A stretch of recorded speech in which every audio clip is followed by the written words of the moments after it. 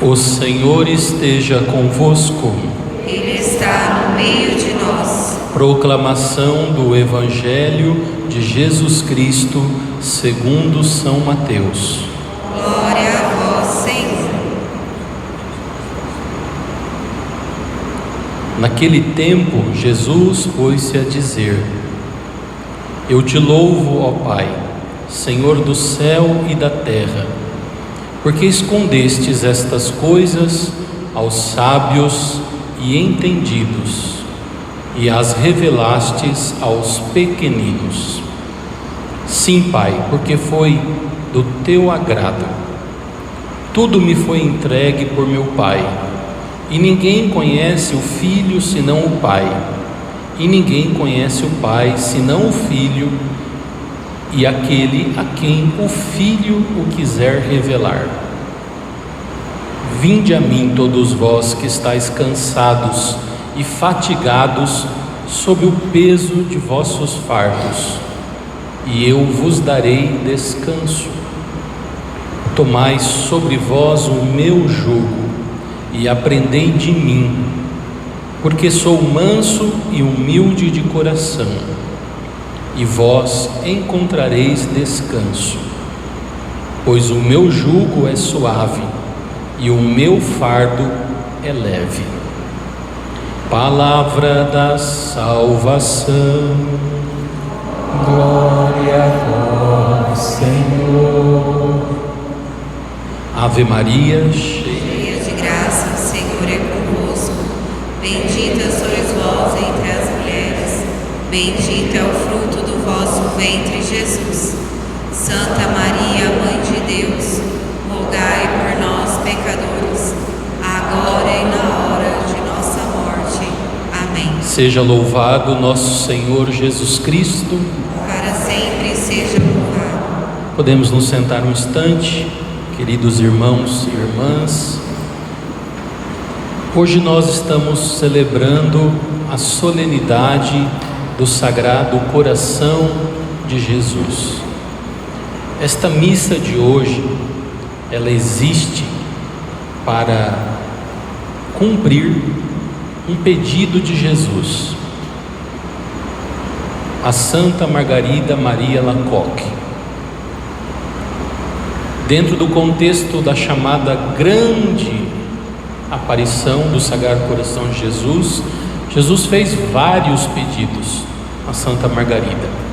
Um deles é que houvesse esta missa de hoje, que deveria acontecer e acontece todos os anos, na segunda sexta-feira, depois da solenidade de Corpus Christi.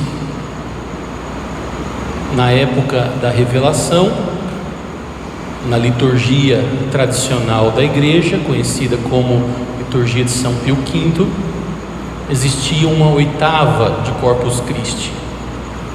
Então o pedido foi na primeira sexta-feira, depois da oitava de Corpus Christi. Hoje não temos mais dentro da nossa liturgia esta oitava de Corpus Christi, mas a data ficou a mesma, agora segunda sexta-feira depois da festa de Corpus Christi. E por que depois de Corpus Christi? Porque Jesus pediu esta missa para que nela se fizesse publicamente uma reparação por todos os pecados cometidos contra Ele, contra o seu sacratíssimo coração, nos dias em que o Santíssimo Sacramento esteve exposto. Então, a oitava, ali o Santíssimo estava exposto para a adoração dos fiéis, não somente no dia de Corpus Christi, mas 8 dias seguidos. Entretanto, o coração de Jesus era ferido pelo pecado daqueles que tratavam o Santíssimo Sacramento com indiferença, com frieza, por aqueles que não vinham adorar, por aqueles que vinham, mas não adoravam de verdade, por aqueles que não se arrependiam de seus pecados, pelo afastamento do mistério eucarístico, tanto pela adoração quanto pela comunhão. Uma das coisas que a gente às vezes não presta atenção, mas Jesus pede que se comungue 9 sextas-feiras seguidas. É um dos outros pedidos de Jesus.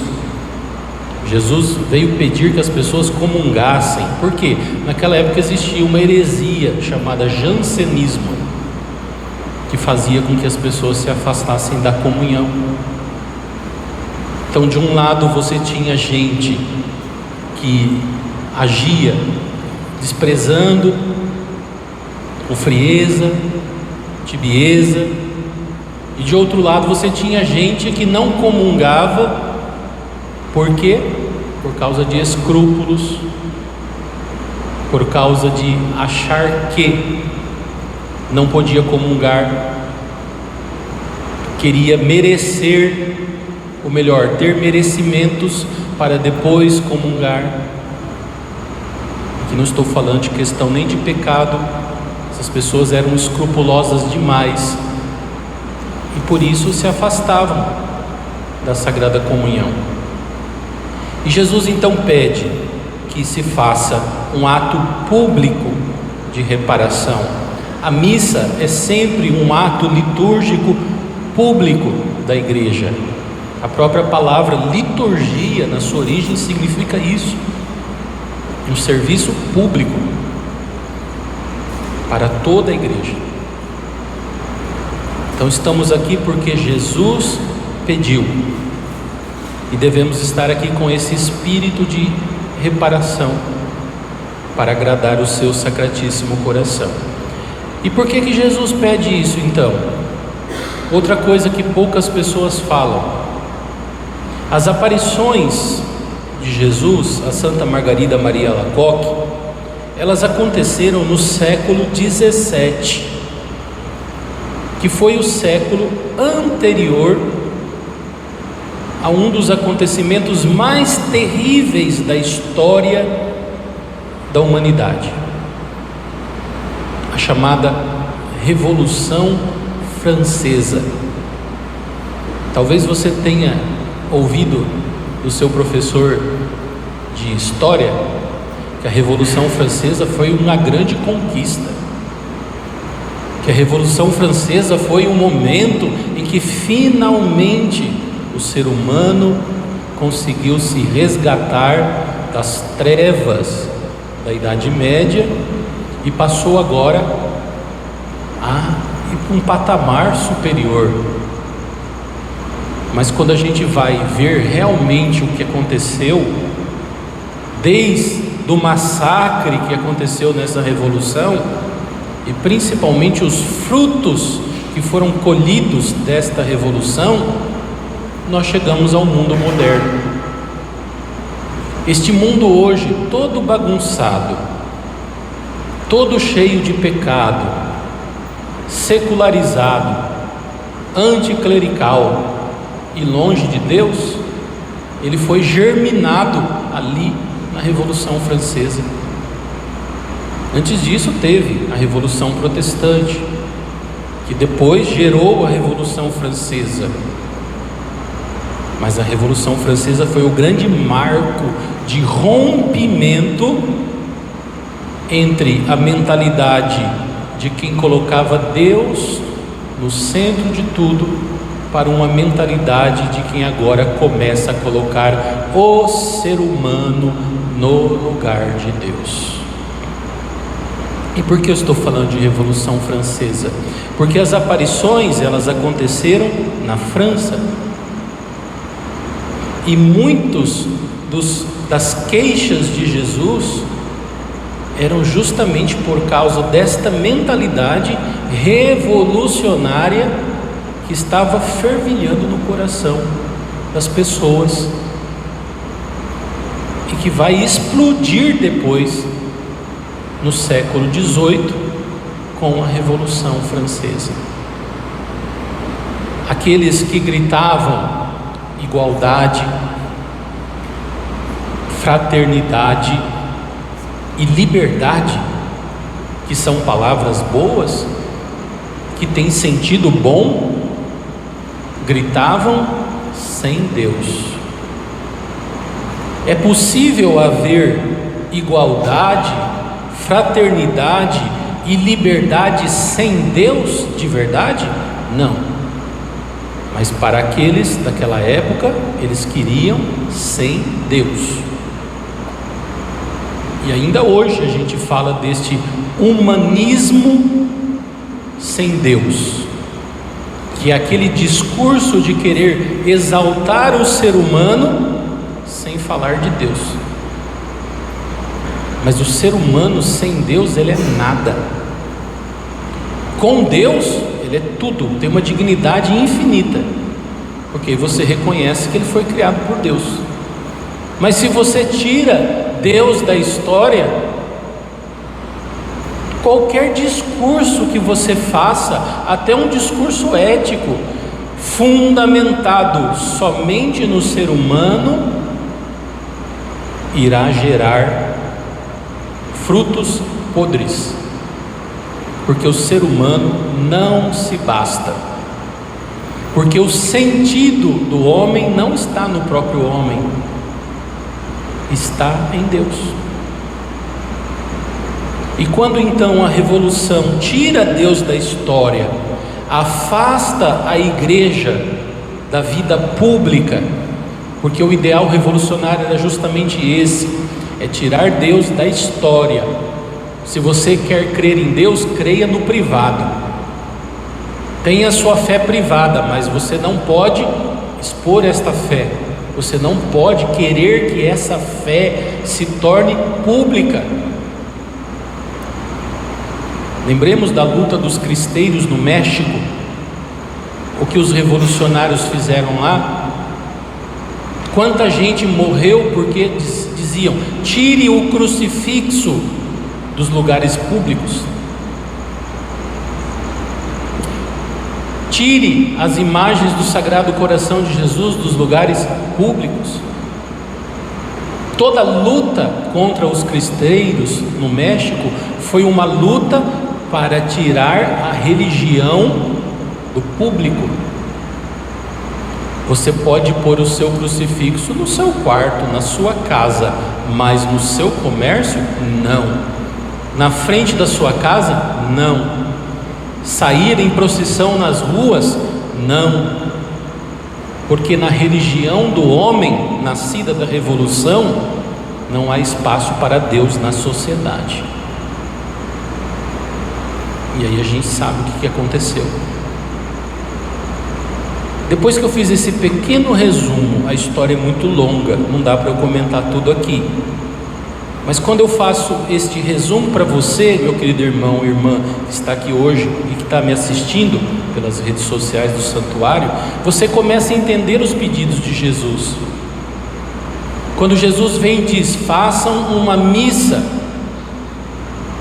pública, que nesta missa haja um desagravo público. Quando Jesus diz: quero que a minha imagem, outro pedido de Jesus, seja exposta, colocada no lugar mais solene das casas das famílias e em todos os outros lugares, nos comércios, porque aonde estiver a minha imagem exposta, é uma das promessas, eu abençoarei aquela casa. O apostolado da oração tem como missão fazer a intronização do Sagrado Coração de Jesus nas famílias.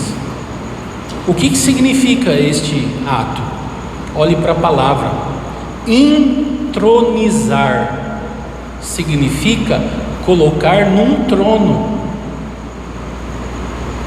Quando vai lá o apostolado e faz as orações e coloca a imagem do Sagrado Coração de Jesus, onde que tem que ser colocado? tem que ser colocado no lugar mais visível da sua casa. Tem que ser no lugar aonde a pessoa que entrar na sua casa, e você também, e seus familiares, a hora que entrar, a primeira coisa que você vai ver é a imagem ou o quadro do Sagrado Coração de Jesus. Qualquer pessoa que entrar na sua casa, e isso, alguns anos atrás, era para todos os católicos.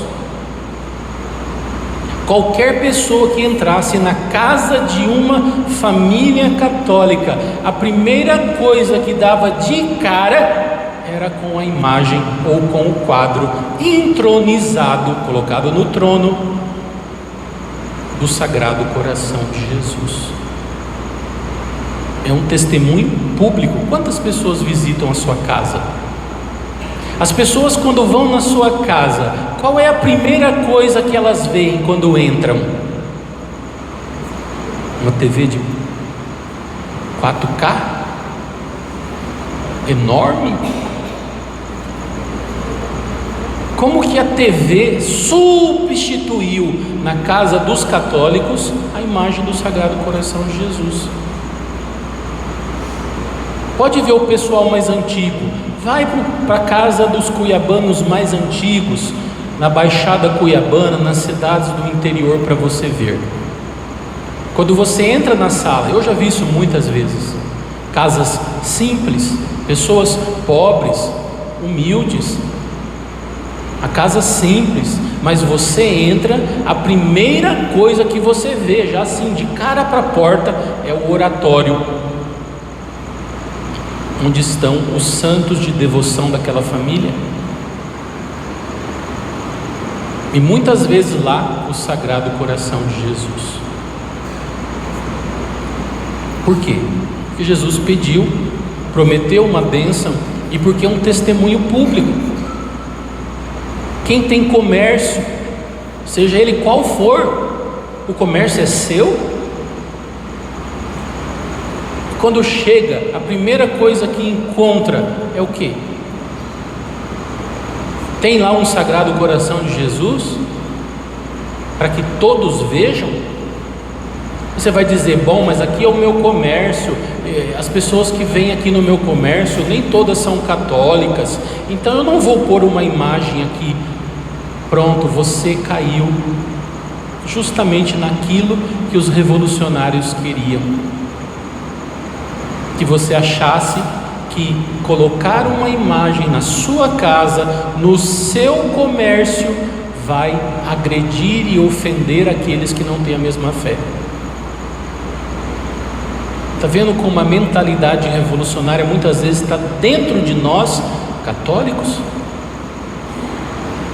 Enquanto seria um testemunho de fé gigantesco se cada católico, nas suas casas, nos seus comércios, nas suas empresas, onde for, a primeira coisa que alguém daria de cara é o Sagrado Coração de Jesus.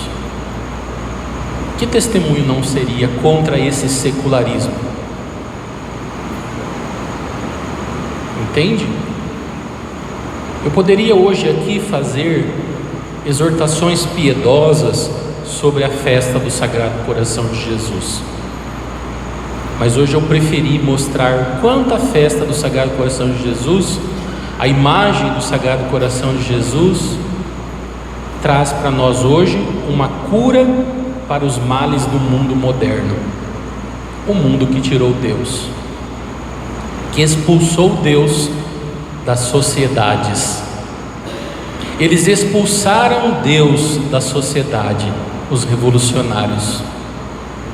E agora, o último grande mal que querem é também expulsar Deus das famílias. Tiraram da sociedade, mas a sociedade é feita de famílias. A família é a célula mãe da sociedade. Também agora querem e tentam tirar Deus das famílias. E a TV, E o celular hoje, né, que tem gente que nem assiste mais TV, o celular está na palma da mão. E as redes sociais. E tudo que vem hoje com grande força para tirar Deus da sociedade. E quando você tira Deus, o que você coloca? Qual é o sentido que começa a ser dado para a sociedade quando você tira Deus? Esse humanismo. Fala-se do homem, exalta-se o homem em detrimento de Deus. E quanto mais isso acontece, mais as pessoas vão caindo na mentira de achar que o homem se basta. Problema, não basta. E aí vai criando esta sociedade doente, essa sociedade agonizante, que tenta encontrar uma saída para a sua dor mais profunda, a dor existencial. Sabe o que é dor existencial? É quando você perde o sentido da sua vida. E sabe quando que você perde o sentido de sua vida? Quando você não coloca em Deus o sentido da sua vida.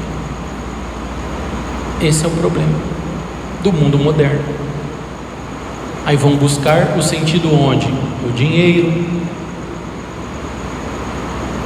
nas perversões, porque o coração está pedindo algo. Santo Agostinho dizia assim: Senhor, nos criastes para vós, e o nosso coração anda inquieto, enquanto em vós não encontrar o descanso. Frase de Santo Agostinho nas suas Confissões. O que Santo Agostinho estava dizendo com isso? Primeiramente, ele estava mostrando a sua própria experiência. Um homem muito inteligente que buscou a Deus no lugar errado.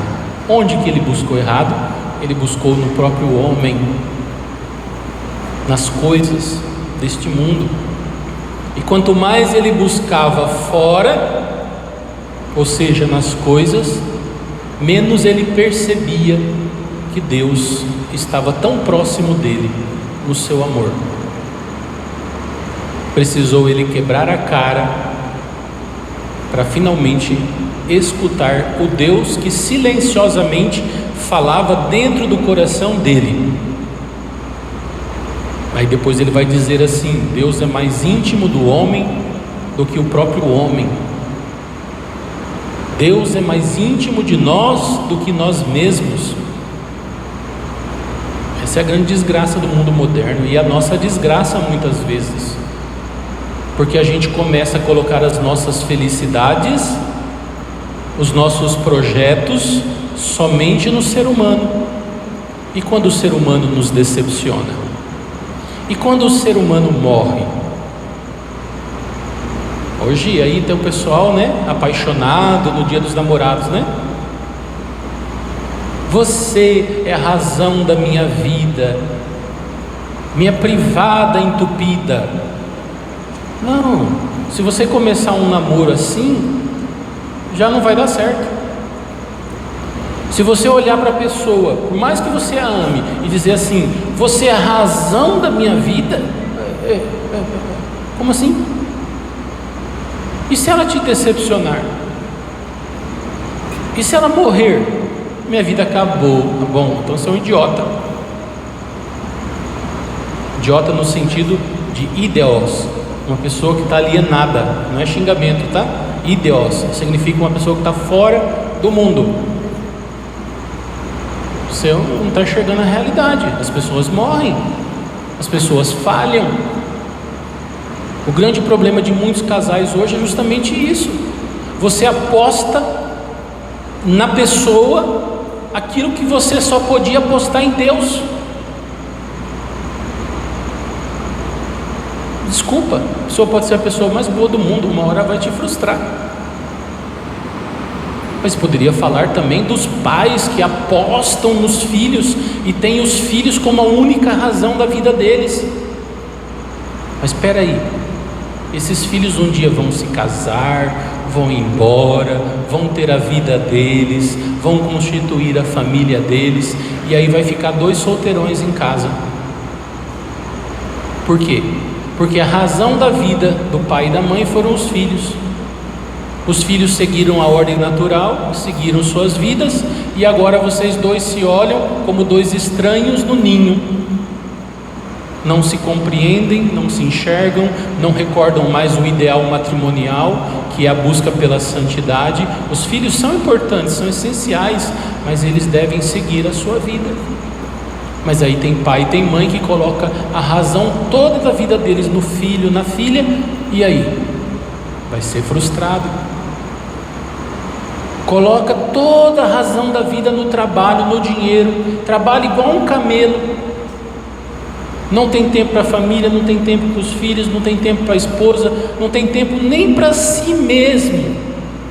É um escravo do trabalho. Aí um dia a empresa fale, acontece alguma coisa e a pessoa perde o sentido da vida, porque os negócios foram para o ralo. É claro que é difícil perder tudo, mas se era o sentido da sua vida, então sua vida agora não tem sentido. Então eu poderia aqui citar, meus irmãos e minhas irmãs, vários exemplos de uma sociedade que nos ensina a colocar nossas esperanças no homem.